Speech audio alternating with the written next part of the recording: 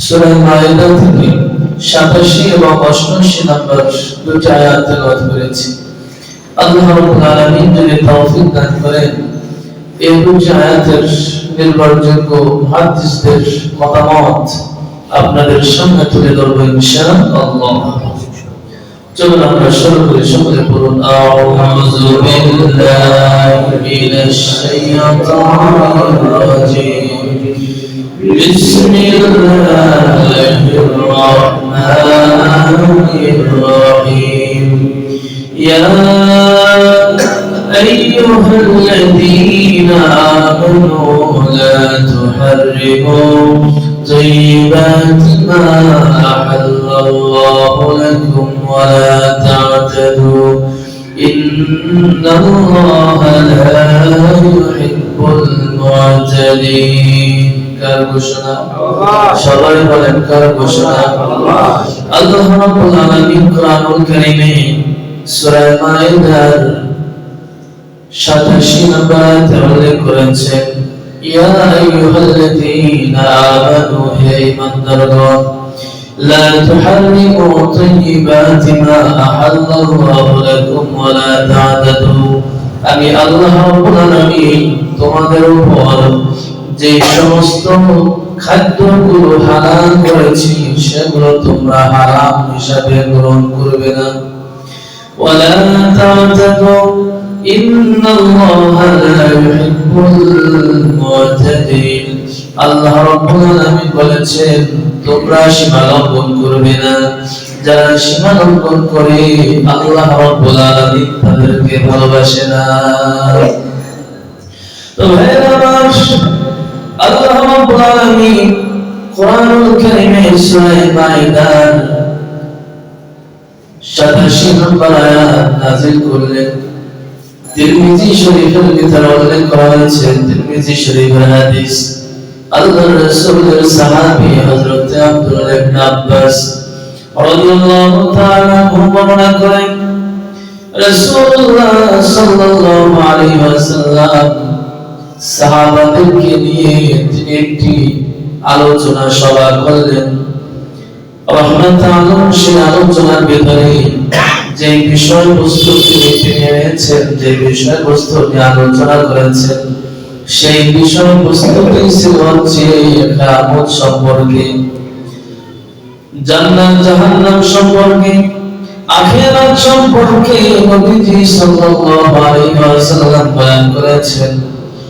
রাহমাতুল আলামিনের বয়ান শোনার পর সাহাবায়ে কেরামদের চোখ থেকে জোর করে পানি পড়ে যায়। সুবহানাল্লাহ বলেন। নবীজি সাল্লাল্লাহু আলাইহি ওয়াসাল্লামের আলোচনা শেষ হয়ে গেল। সাহাবায়ে কেরামদের ভিতরে অনেকের ভিতরে একটু অবস্থা তৈরি হয়েছে, দুনিয়ার জমিন এটা তো চিরস্থায়ী কোনো জমিন নয়, চিরস্থায়ী কোনো জিন্দেগি নয়, আখিরাতের জিন্দেগি যে চিরস্থায়ী। অতএব এই দুনিয়ার জমিনে বসে আমরা দুনিয়াবি যে কাজকর্মগুলো করি এইগুলো আমরা পরিহার করব, অর্থাৎ আখিরাতকে পাওয়ার জন্য যা কিছু করা দরকার সব কিছু আমরা করব। চিল্লায়ে বলেন সুবহানাল্লাহ। আমার সাহাবায়ে কেরামদের ভিতরে 10 জন সাহাবীর একটি টিম তারা পরামর্শ সভা করলো। যে স্থানে বসে এই পরামর্শটি করেছে, যার ঘরে বসে তিনি হচ্ছেন আল্লাহর রাসূলের একজন সাহাবী হযরত ওসমান ইবনে মাসউদ রাদিয়াল্লাহু তাআলা আনহু। হযরত ওসমান ইবনে মাসউদ রাদিয়াল্লাহু তাআলা আনহু তার ঘরে বসে 10 জন সাহাবীর একটি মিটিং, একটি পরামর্শ সভা। ওই পরামর্শ সভার ভিতরে হযরত আবু বকর রাদিয়াল্লাহু তাআলা আনহু তিনি ছিলেন, হযরত ওমর রাদিয়াল্লাহু তাআলা আনহু ছিলেন, হযরত আলী রাদিয়াল্লাহু তাআলা আনহু ছিলেন, হযরত হুযায়ফা রাদিয়াল্লাহু তাআলা আনহু সহ 10 জন সাহাবী ওই পরামর্শ সভায় ছিলেন। তারা চিন্তা করলেন যে দুনিয়ার জমিন আমাদের জন্য চিরস্থায়ী নয়, আখিরাত হচ্ছে চিরস্থায়ী। অতএব দুনিয়া ত্যাগ করতে হবে, এমনকি তারা পরামর্শ করলো আমরা রাতের বেলায় ঘুমকে হারাম করে দিয়ে আমরা রাতের বেলায় শুধুমাত্র নামাজ আদায় করব, দিনের বেলায় আমরা শুধুমাত্র রোজা রাখবো, আমরা আমাদের সংসার পরিত্যাগ করব, আমরা যে খাবারগুলো খাই বেঁচে থাকার জন্য যতটুকু খাবার প্রয়োজন ততটুকু খাবার আমরা গ্রহণ করব, গোশত আমরা খাবো না, চর্বিযুক্ত কোনো খাবার আমরা গ্রহণ করব না। এই ধরনের যখন সিদ্ধান্ত গ্রহণ করলো, ওই মিটিংয়ে যে বিষয়টি আলোচনা হয়েছে আল্লাহ রাসূল সাল্লাল্লাহু আলাইহি ওয়াসাল্লামের কাছে সেই সম্মানটা চলে গেল। আপনার সাহাবারা তারা এই ধরনের আলোচনা করেছে, রহমত আলম তিনি চলে আসলেন সাহাবী হযরত উসমান ইবনে মাসউদ রাদিয়াল্লাহু তাআলা এর বাড়িতে। এসে থাকেন আপনি স্ত্রীকে প্রশ্ন করলেন তোমার বাসায় বসে এই ধরনের কোনো মিটিং হয়েছে কিনা, কোন আলোচনা হয়েছে কিনা? তিনি বললেন হ্যাঁ। এরপরে নবীজি সাল্লাল্লাহু আলাইহি ওয়াসাল্লাম চলে আসলেন। ওই যে মিটিং এর ভিতরে 10 জন সাহাবা ছিল, সাহাবারা যখন শুনলো নবীজি সাল্লাল্লাহু আলাইহি ওয়াসাল্লাম তিনি আমরা যে বিষয়গুলো নিয়ে পরামর্শ করেছি তা হুজুরে জেনেছে এবং সেই বিষয়টি জানার জন্য তিনি এখানে আগমন করেছিলেন। এই সংবাদ পাওয়ার পর তারা নবীজি সাল্লাল্লাহু আলাইহি ওয়াসাল্লামের কাছে গেলেন। নবীজি সাল্লাল্লাহু আলাইহি ওয়াসাল্লামকে বললেন ইয়া রাসূলুল্লাহ, ইয়া হাবিবাল্লাহ, আমরা যে বিষয়টি নিয়ে পরামর্শ করেছি উদ্দেশ্য আমাদের সৎ, উদ্দেশ্যের ভিতরে কোনো জায়গা নাই। রহমত আলম বলেন কি বিষয় তোমরা আলোচনা করেছো? তারা বলে নবীজি সাল্লাল্লাহু আলাইহি ওয়াসাল্লাম আমরা যে বিষয় নিয়ে আলোচনা করেছি আমরা আখিরাতের ভয়ের জন্য আমরা দুনিয়া ত্যাগ করার সিদ্ধান্ত নিয়েছি। শুধু তাই নয়, রাতের বেলা আমরা ঘুমাবো না, আমরা শুধুমাত্র রাতের বেলায় নামাজ পড়বো। নবীজি সাল্লাল্লাহু আলাইহি ওয়াসাল্লামকে বলেন দিনের বেলায় আমরা রোজা রাখবো। এভাবে আমরা যে খাবারগুলো খাই এই খাবারগুলো আমরা বেঁচে থাকার জন্য যতটুকু খাবার প্রয়োজন ততটুকু আমরা গ্রহণ করব। আমরা গোশত আহার করব না, চর্বিযুক্ত কোনো খাবার আমরা খাবো না। অর্থাৎ এক কথায় সংসার ত্যাগ করার জন্য বৈরাগ্য জীবন ধারণ করার জন্য যা কিছু দরকার সব কিছু আমরা করব। রহমত আলম বললেন শোনো, এমন জীবন যদি তুমি গঠন করো এই জীবনের সাথে ইসলামের কোনো সম্পর্ক নাই। রহমত আলম বলেছেন যে ব্যক্তি আমার তরিকা অনুসরণ করবে ওই ব্যক্তির জন্য দুনিয়াতে আল্লাহ রাব্বুল আলামিন সবকিছু সহজ করে দেবে, শান্তি দান করবেন। আর আখিরাতে তার জন্য হবে জান্নাতে যাওয়ার জন্য সবচেয়ে শ্রেষ্ঠ মাধ্যম। রহমত আলম বলেন শোনো, পৃথিবীর জমিনে বসে আমি সংসার ত্যাগ করি নাই, বিবাহ শাদী করেছি, স্ত্রীকে সময় দিয়েছি, সন্তান আমার আছে ছিল তাদেরকে আমি সময় দিয়েছি, আমি হাট বাজার যা কিছু করা দরকার সব কিছু আমি করেছি। আমি রাতের বেলায় ঘুমাই, আবার রাতের বেলায় আমি ইবাদত করি, দিনের বেলায় আমি রোজা রাখি, আবার মাঝে মাঝে আমি নফল রোজা ছেড়ে দেই। আমি সুগন্ধি ব্যবহার করি, যা কিছু করা প্রয়োজন সব কিছু করে আর এই করার ভিতরেই রয়েছে আল্লাহ রাব্বুল আলামিনের ইবাদত বন্দেগী। অতএব এইগুলো হচ্ছে সঠিক পথ। তোমরা যে সিদ্ধান্ত নিয়েছো এটা সঠিক পথ নয়। এটা হচ্ছে এমন একটি জগৎ, এমন একটি বিষয় শোনো, ইসলামের ভিতরে সন্ন্যাসী বা সাধু তাদের কোনো ঠাঁই নাই। অতএব আল্লাহ রাব্বুল আলামিন যেভাবে জীবন বিধান দিয়েছেন ওইভাবে আপনার আমার সেই জীবন বিধান অনুসরণ করে চলতে হবে। তো ভাইরা আমার, এখানে আল্লাহ রাব্বুল আলামিন বলেন ওয়াত্তাকুল্লাহ, তোমরা আল্লাহ রাব্বুল আলামিনকে ভয় করো। আল্লাহ রাব্বুল আলামিন আমাদেরকে যেভাবে গাইডলাইন দিয়েছেন ওইভাবে আমরা আমাদের জীবন পরিচালনা করতে চাই কি চাই না? আরো জোরে বলুন, চাই কি চাই না? আল্লাহ রাব্বুল আলামিন কোরআনুল কারীমে বারবার এই শব্দটি উল্লেখ করেছেন ওয়াত্তাকুল্লাহ, তোমরা আল্লাহ রাব্বুল আলামিনকে ভয় করো। আমরা কিভাবে ভয় করব?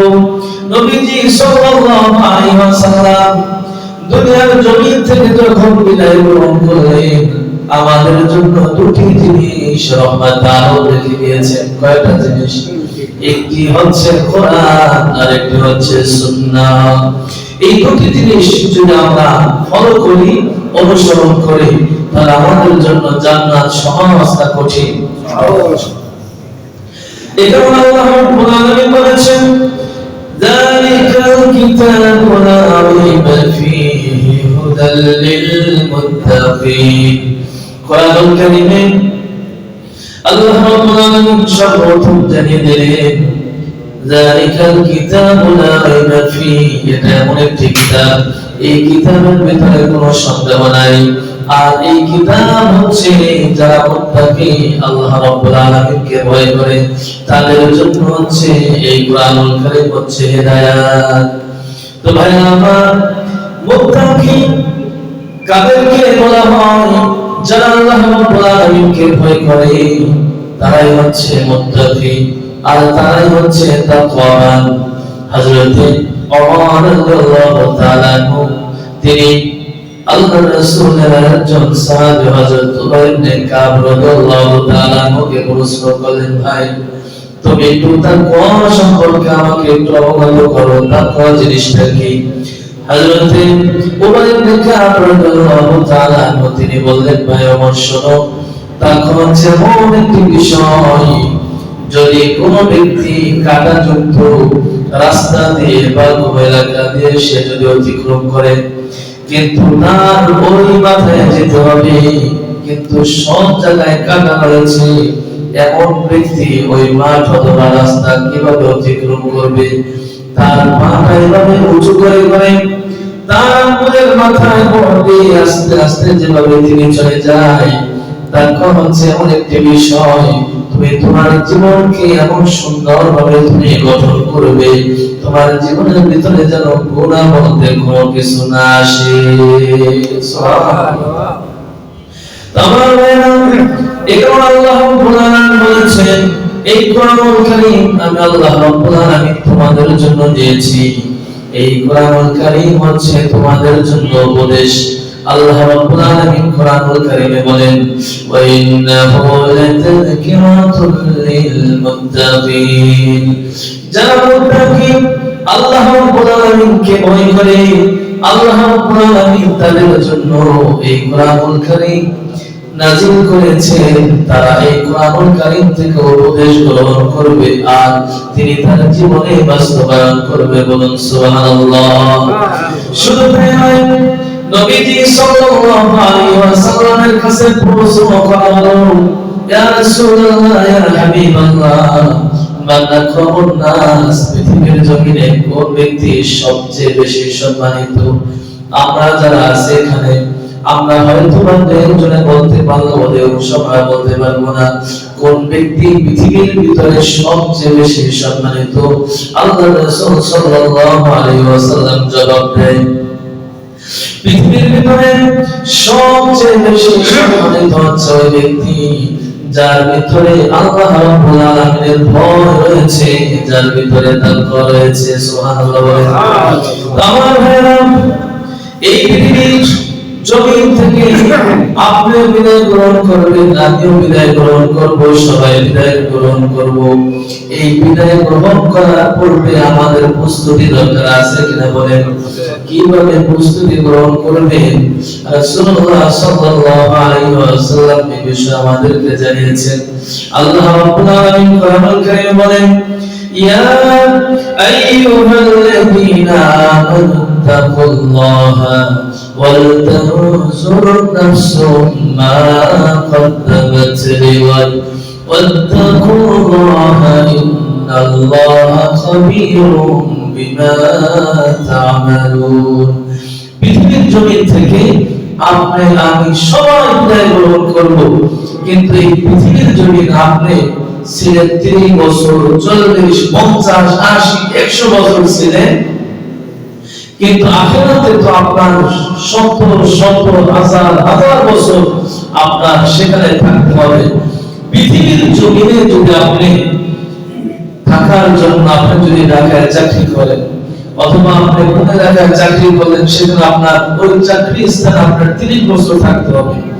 আপনি সর্বপ্রথম একটি সিদ্ধান্ত গ্রহণ করেন কি, যে এখানে থাকার জন্য আমার একটি ফ্ল্যাট তৈরি করতে হবে অথবা আমার একটি বাড়ি তৈরি করতে হবে, যাতে করে আমি এই 30টি বছর বা এই 40টি বছর আমি যেন এখানে থাকতে পারি। এই ধরনের একটি নিয়ত আমরা করি কিনা বলেন? তাহলে দুনিয়ার এই 30, 40, 50 বছর থাকার জন্য যদি আপনার এই ধরনের প্ল্যান থাকে, আর সেই আখিরাত যেখানে আপনার অনন্তকাল থাকতে হবে, যে দিনের কোনো শেষ নাই, সেই আখিরাতের জন্য আপনি আমি কি করি আল্লাহ রাব্বুল আলামিনের কাছে পাঠিয়েছি। আল্লাহ রাব্বুল আলামিন জানিয়ে দেন, ইয়া আইয়ুহাল্লাযীনা আমানু তাকুল্লাহা ওয়াল তানজুর নাফসুম মা কদ্দামাত লিগাদ। তোমরা দুনিয়ার জমিনে বসে মৃত্যুবরণ করার পূর্বে আখিরাতের জন্য কিছু পাঠিয়ে দাও। আমরা যে আমলগুলো করি এগুলো আল্লাহ রাব্বুল আলামিন থেকে জমা রেখে দেন।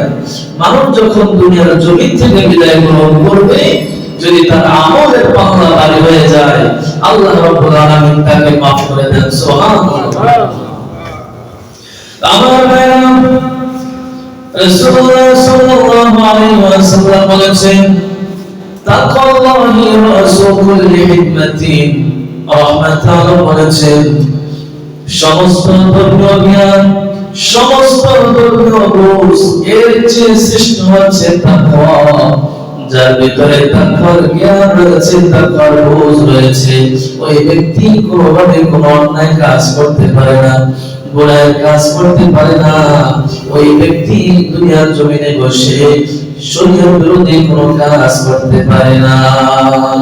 এই কারণে আল্লাহ রাব্বুল আলামিন স্পষ্টভাবে জানিয়ে দিলেন, দুনিয়ার জমিন থেকে বান্দা তোমরা যে বিদায় গ্রহণটা করবা, এই বিদায় গ্রহণটা যেন এমন হয় তোমরা মুসলমান হয়ে তোমরা পৃথিবীর জমিন থেকে বিদায় গ্রহণ করবে। আল্লাহ রাব্বুল আলামিন কোরআনুল কারীমে বলেছেন, ইয়া আইয়ুহাল্লাযীনা আমানু তাকুল্লাহা হাক্কা তুকাতিহি ওয়া লা তামুতুন্না ইল্লা ওয়া আনতুম মুসলিমুন।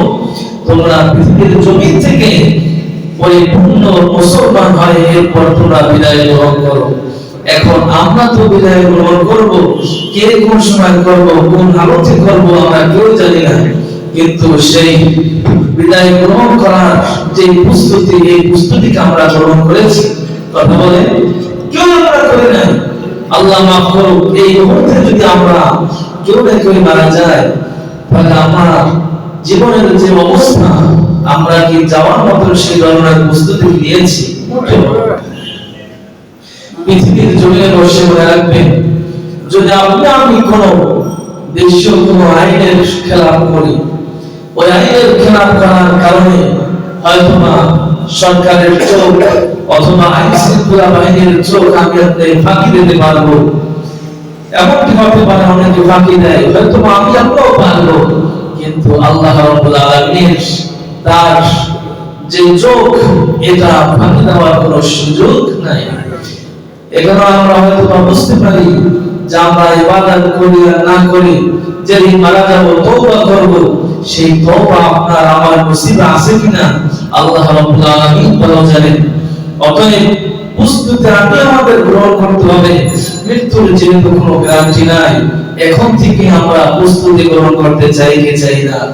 আল্লাহ রাব্বুল আলামিন বলেছেন, তোমরা পরিপূর্ণভাবে তোমরা মুসলমান হয়ে এরপর দুনিয়ার জমিন থেকে তোমরা বিদায় গ্রহণ করো।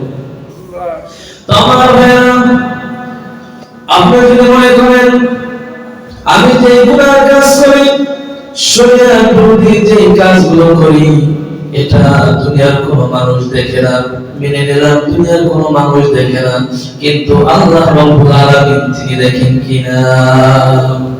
কোরআনুল কারীম খুলুন, আল্লাহ রাব্বুল আলামিন বলেছেন, ওয়ামা তাসকুতু মিন ওয়ারাকাতিন ইল্লা ইয়ালামুহা ওয়ালা হাববাতিন في ظلمات الأرض ولا رطب ولا يابس إلا في كتاب مبين ولا يابس إلا في كتاب مبين الله رب العالمين জানিয়ে দিলেন, শোনো তোমরা আমার সম্পর্কে তোমাদের কতটুকু ধারণা আছে এটা তোমরাই ভালো জানো, কিন্তু মনে রাখবে আমি আল্লাহ রাব্বুল আলামিন এমন একজন সত্তা যে পৃথিবীর জমিনে সবচেয়ে বড় যে বন, এই বনের নাম কি?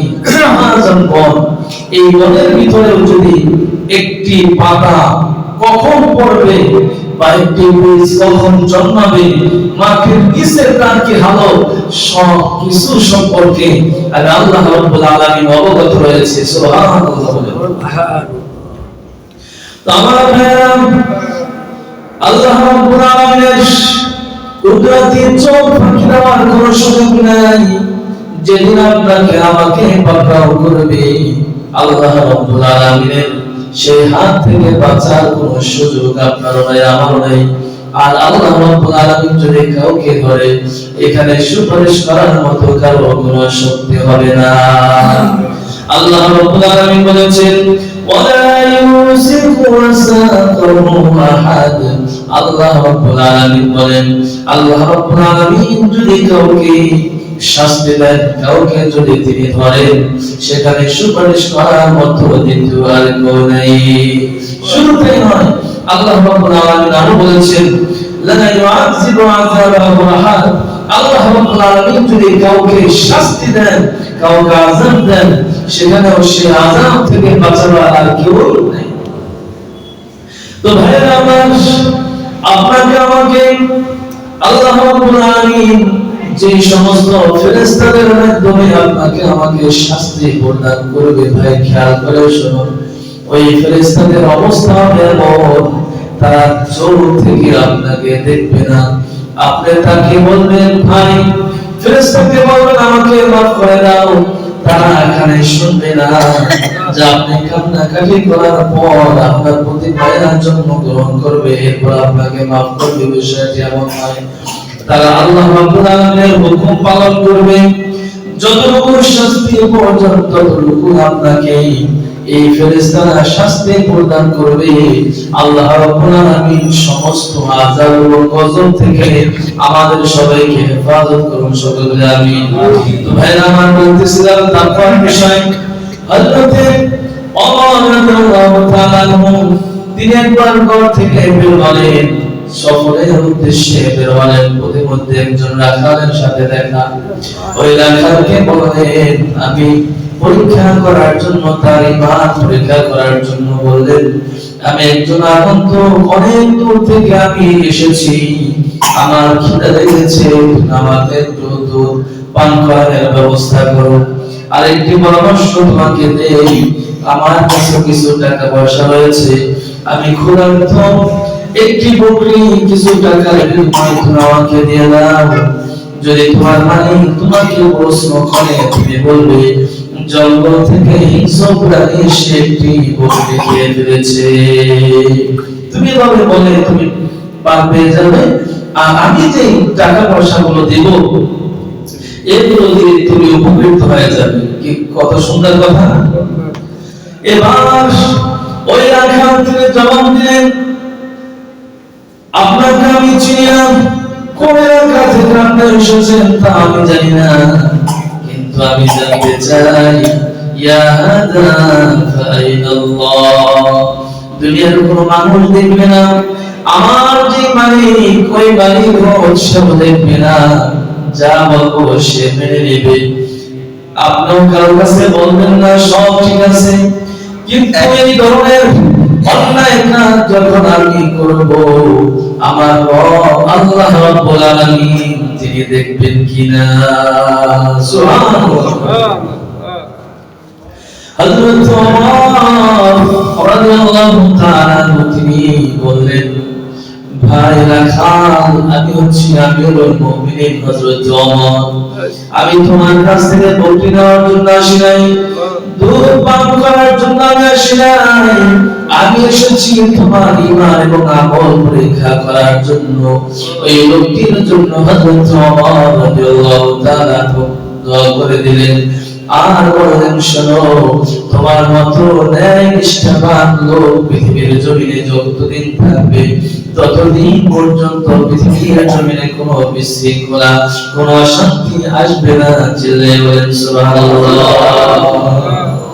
আমার ভাইরা, তাকওয়া এমন একটি বিষয়, এটা আপনাকে 100% এটা গ্রহণ করতে হবে যে আমরা আল্লাহ রাব্বুল আলামিনকে ভয় করি। আমরা দুনিয়ার কোন মানুষকে ভয় করি না। কাকে ভয় করি? আল্লাহ রাব্বুল আলামিনকে ভয় করি। ছোট্ট একটি ঘটনা বলে আমরা আলোচনা শেষ করব ইনশাআল্লাহ। বনী ইসরাইলের একজন ব্যক্তি খুব অভাবের একজন লোক, কিন্তু ওই ব্যক্তির ভিতরে অনেক সুন্দর আমল ছিল। ওই ব্যক্তি তিনি অনেক আমল করতেন, ভালো মানুষ ছিল। তার সংসার রয়েছে, তার স্ত্রী সন্তানাদি রয়েছে। দিন মজুরি মানুষ, দিন সারাদিন কাজ করার পর রাতে সন্ধ্যার সময় বাসায় ফেরার সময় তিনি ওই সন্তানদের জন্য, তার স্ত্রীর জন্য তিনি খাবারের ব্যবস্থা করে নিয়ে আসেন। লোকটি খুব ভালো মানুষ, তিনি আমলদার একজন মানুষ। কিছুদিন পর লোকটি অসুস্থ হয়ে পড়ল। যারা দিন মজুরি মানুষ, তারা যদি অসুস্থ হয়ে যায় তাহলে তাদের সংসার কিভাবে চলে একটু চিন্তা করে দেখেন। তো ভাইরা আমার, দিন মজুরি মানুষ অসুস্থ হয়ে গেল। এবার বাধ্য হয়ে স্ত্রীকে বলল, প্রাণের স্ত্রী, শোনো, আমি যেহেতু অসুস্থ হয়ে পড়েছি, তুমি বাসা বাড়িতে কাজ করে করে সন্ধ্যাবেলা তুমি যা কিছু পাও ওইগুলো নিয়ে এসে তুমি তোমার সন্তানের মুখে আহারের ব্যবস্থা করে দাও। সুবহানাল্লাহ। এবার স্ত্রী তিনি তার স্বামীর সেবার জন্য, তার আহারের ব্যবস্থার জন্য, সন্তানদের আহারের জন্য স্ত্রী তিনি ঘর থেকে বের হলেন। কোথায় কাজ পাবেন? কাজের কোনো সন্তান নাই। মানুষের কাছে চলে আসলেন, ভাই আমার এই ফ্যামিলির অবস্থা হচ্ছে এমন, আমাকে একটু খাবারের, আমাকে একটু কাজের ব্যবস্থা করে দাও। সুবহানাল্লাহ। যখন এই বিষয়টি বলেন, এবার মানুষরা বললেন, ঠিক আছে, যে মনে করেন আমাদের এলাকায় যদি কোনো ব্যক্তি কোনো কিছু খোঁজার জন্য আসে, আমরা তাকে আমাদের স্থান থেকে একটি সৎ উপদেশ পরামর্শ দেই কিনা। ঠিক ওই লোকটি মহল্লায় মহল্লায় বিভিন্ন স্থানে ঘোরাফেরা করতেছে যে কারো বাসায় কোনো কাজের লোক দরকার কিনা। একজন ব্যক্তি বললেন যে, যা অমুক বড় লোক মানুষ আছে, অনেক সম্পদ রয়েছে, তার ঘরে কাজের লোক প্রয়োজন হতে পারে, যদি নাও লাগে তিনি তোমাকে একটি খাবারের ব্যবস্থা করবেন, তার সম্পদের অভাব নেই। কিন্তু ওই ধনী লোকটি ছিল, তিনি যুবক একজন লোক। তার বাড়িতে যখন গেলেন, ওই যুবক লোকটি দেখে ওই স্ত্রী লোকটার প্রতি আসক্ত হয়ে গেলেন। তাকে বললেন, ঠিক আছে, তুমি যেহেতু অভাবে পড়েছো, তোমার যা কিছু প্রয়োজন সব কিছু আমি তোমাকে দিয়ে দেব, তোমার সংসার যাতে ভালো করে চলে, কিন্তু আমার সাথে তোমার অসৎ উপায় অবলম্বন করতে হবে। বলুন নাউজুবিল্লাহ। স্ত্রী লোকটি, ওই মহিলা, তিনি তার সাথে নারাজ হয়ে তিনি চলে আসলেন যে, না, আমি আল্লাহ রাব্বুল আলামিনকে ভয় করি। সুবহানাল্লাহ। দ্বিতীয় দিন তিনি কোনো কাজ করেন না, নিরুপায় হয়ে তার কাছে আবার সাহায্যের জন্য গেলেন। তিনি আবার ওই একই প্রস্তাব দিলেন, এলাকায় কোনো কাজের সন্তান নাই, সন্তান ছোট ছোট সন্তান গুলো তারা একদিন দুই দিন কয়দিন না খেয়ে থাকবে। তার স্বামী সেও অসুস্থ, কি করবেন? নিরুপায় হয় আবার যখন বাসায় চলে আসেন, সন্তানের দিক যখন তাকায়, সন্তান খোদার জন্য সফর করে, তার চোখ থেকে ঝরঝর করে পানি পড়ে যায়। কি করবে? কোথায় যাবে? এভাবে করে একদিন চলে গেল, দ্বিতীয় দিন চলে গেল, তৃতীয় দিনের দিন ওই মহিলা লোকটি ওই যুবকের কাছে চলে গেল, ভাই আমার সন্তানের দিকে একটু তাকান, তারা খোদার জন্য সফর করতেছে, তাদের জন্য একটু খাবারের ব্যবস্থা করে দেন। আমার স্বামী কয়েকদিন পর্যন্ত সে কোনো কিছু আহার করে নাই, তার খাবারের ব্যবস্থা করে দেন। কিন্তু আমার সেই যুবক লোকটা একে প্রস্তাব দিল, সব কিছুর ব্যবস্থা করব, কিন্তু আমার সাথে তোমার খারাপ অসৎ অবলম্বন করতে হবে।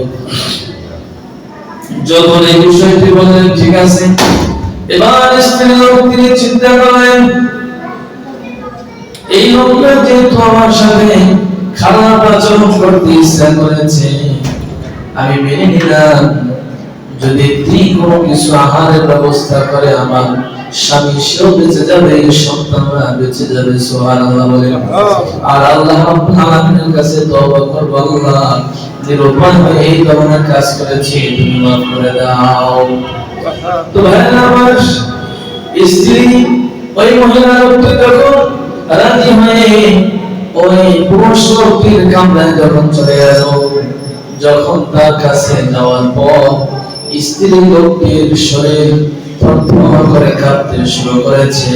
এবার চিল্লে বলেন, এই যে শরীরটা কাঁপা শুরু করেছে, এটা দুনিয়ার কোনো মানুষের ভয় না, আল্লাহ রাব্বুল আলামিনের ভয়। এটা দুনিয়ার কোনো মানুষের ভয়ের জন্য নয়, আল্লাহ রাব্বুল আলামিনের ভয়ের জন্য ওই স্ত্রী লোকটির শরীর থরথর করে কাঁপতে শুরু করেছে। আজ বিপদের পড়ে যাওয়ার কারণে একজন আলেম ভালো মানুষের স্ত্রী তিনি বাধ্য হয়ে এবার তিনি অসৎ কাজের জন্য তিনি তাড়িত হয়েছেন। বলুন নাউজুবিল্লাহ। তো ভাইরা আমার, এরপরে ওই পুরুষ লোকটি প্রশ্ন করলো, তুমি বলে কাঁদছো কেন?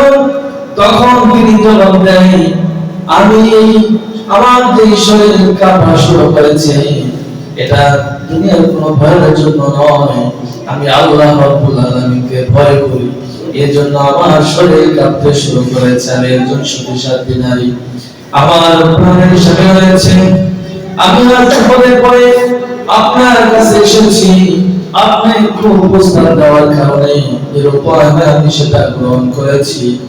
ওই লোকটি বলল, তুমি একজন নারী হয়ে, তুমি একজন অভাবী ব্যক্তি হয়ে এতটা আল্লাহ রাব্বুল আলামিনকে ভয় করো, আল্লাহ রাব্বুল আলামিনের হেদায়েত ওই ব্যক্তির উপরে চলে এসেছে।